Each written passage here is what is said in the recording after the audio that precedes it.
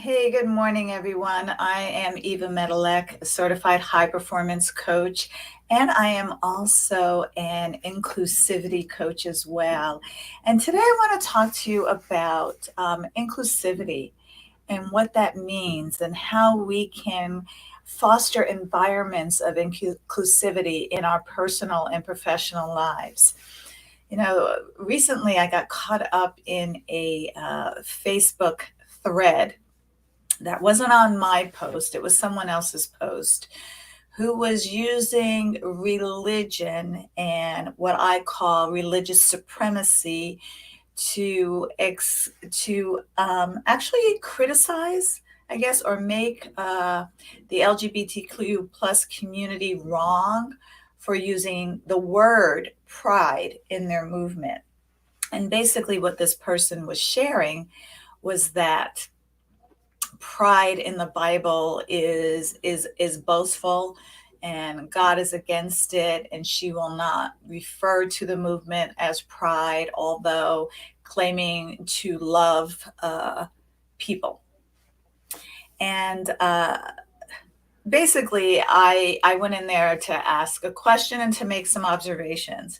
First of all, when you are not a part of a particular community or a minoritized community or um, discriminized against community, you don't get to have a say in what that community chooses to call themselves. For example, if I didn't like ice, am I going to refuse to call Ice Cube, or Ice Tea? These are rappers, by the way. They're calling themselves something that resonates with them. If I don't like dogs, if I'm not going to call Snoop Dogg Snoop Dogg, so basically what I'm saying, it's not about me. I get to, if I'm an ally, I get to honor and support whatever a discriminated against community or marginalized community gets to call themselves. It's not my place of judgment. It's just not. And what I did was invite this person to look at how her statements were making it about her and her religious beliefs. And I know the LGBTQ plus community has many different faiths within that community. So basically, you can be a good Christian, a good Jewish person, a good Muslim person, a good agnostic person, a good atheist person. The whole point is you want to be a good person. And especially in America, we have that freedom, the freedom of choice to live our truth. And when I said, here's the thing, when I use the words, everyone gets to live their truth, I was quickly told by this person that living our truth is from Satan. And that phrase came from Satan. And I'll be honest with you, that riled me up quite a bit, because what this person is essentially saying is that if we choose to live a way that differs from her interpretation of the scriptures in the Bible, which one thing that I find fascinating is some people pick some areas of the Bible to take literally, and others they bypass. For example, let's talk about adultery and living together and having sex before marriage. None of that is really celebrated in the scriptures, yet these very people who are taught living the Bible way, I know for a fact, are having, intimate relationships outside of the sanctity of marriage. I'm not judging that, but you can't pick. My point is, you can't pick and choose what you're going to apply to your life in the Bible, and therefore require other people, everybody else, to live up to that as well. And then others, well, it's not for this day and time. And so this particular Facebook thread just got very, very, it blew up pretty quickly with a few fundamentalized religious supremacist people chiming in support, and others of the LGBTQ plus community really trying to, educate this person on how their words are harmful to the community. Because this was basically, I think I mentioned in the beginning, basically around pride and around the LGBTQ community using pride for political gain and agenda and whatever. I mean, my heart is in strong allyship with that community, not because I'm a member of the community, at least so far I'm not, um, but because I know what it feels like to be part of a discriminated against community, and basically I can't hide my skin color, and I know a lot of people in that community have had to hide how they really feel and who they truly are for fear of discrimination. And if I could hide my blackness, I'm sure that there were times in my life where I wished I could, where I preferred to be white, to have the privilege, to have the benefit of the doubt, to have the opportunities. But this is something you can't erase.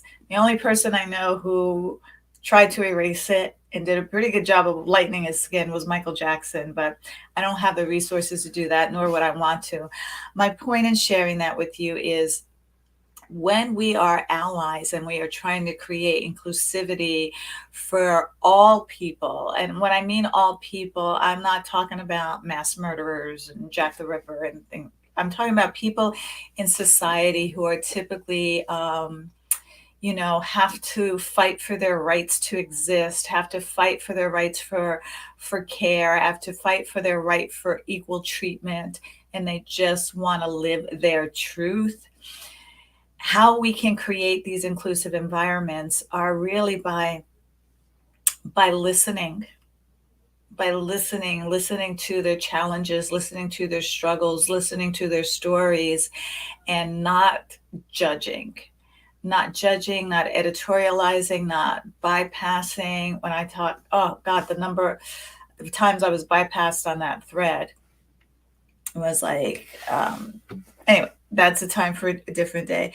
We don't want to bypass someone else's pain, and we get to acknowledge what people are experiencing by listening to them. And actually, what's important is really reiterating, if you will, or sharing back to them what you heard, so that you make sure that you understand correctly. We live in a world of assumptions. We assume we know what things mean, what people mean when they say, and it could be really far from the reality. So it's important to ask questions to deepen understanding. It's important to ask questions to create forward movement. And when you ask questions, they get to be questions that are open-ended, that invite collaboration, that invite forward movement. And those are typically who, what, where, when, how. Who, what, where, when, how. And even though why is an open-ended question, why is very tonal dependent, and most of the time people are left defending why they said, why they did, why they chose, all of that. It brings up more of a personal defense, if you will. But when you ask really genuine questions to deepen your understanding, like, how is this affecting you? How can I be more supportive? What would you prefer people say or do that will help your cause, that will help your safety, that will help you feel more inclusive? We can learn from these communities instead of putting our agenda on them. Well, this is what I think you should do, and you shouldn't call it pride, and you should do this because Jesus wouldn't do this. The number of people who know intimately what Jesus's thoughts and feelings are is astounding to me. And I know for what I've read and heard about the life of Jesus is that he wasn't a fan of religious superiority or religious supremacy. He wasn't, if you remember the scripture where he overturned the tables of the scribes and the Pharisees, these religious hoity-toity hotshots, he actually showed some anger there and really did a Teresa Giudice from the Real House of New Jersey's and flipped the tables on them. My point in sharing that with you is, we get to love and be good humans. And let's just leave it like that. Love, be good humans, and don't assume that we know what's best for a community that we have no intimate personal experience of what it feels like or what it means to walk in their shoes. I know empathy, people think to be empathetic, you get to imagine being in someone else's shoes. I cannot, in all of my vivid imagination, know what it feels like to feel like I'm trapped in the wrong body or the wrong gender, or to feel like who I choose to love. Well, a little bit of that because I'm in an interracial marriage, but who I choose to love is against the norms and could put my life in danger. Yes, if I was in my relationship 40, 50 years ago, before it was legal in some states to have interracial marriage, I would know that more intimately than I know now. But I do know what it's like to, as a dental hygienist, have people refuse to have me clean their teeth because I was Black. And if you're not Black and you're in a white body, you won't know what that feels like. You don't know the deep rooted pain and hurt that comes from that. You don't know the fear of being in a town or a situation where nobody looks like you and they're not kind to people who look like you. And so my point is, let's believe the experiences of people in a community that we want to be an ally for. Let's believe the experiences of people we claim to love without thinking we know better and can give them advice on how they need to show up in the world. I saw this a lot happen in the Black Lives Matter movement, where people were telling people of color what they should do and what they shouldn't do, and what they should say and what they shouldn't say, and how they should act or not act.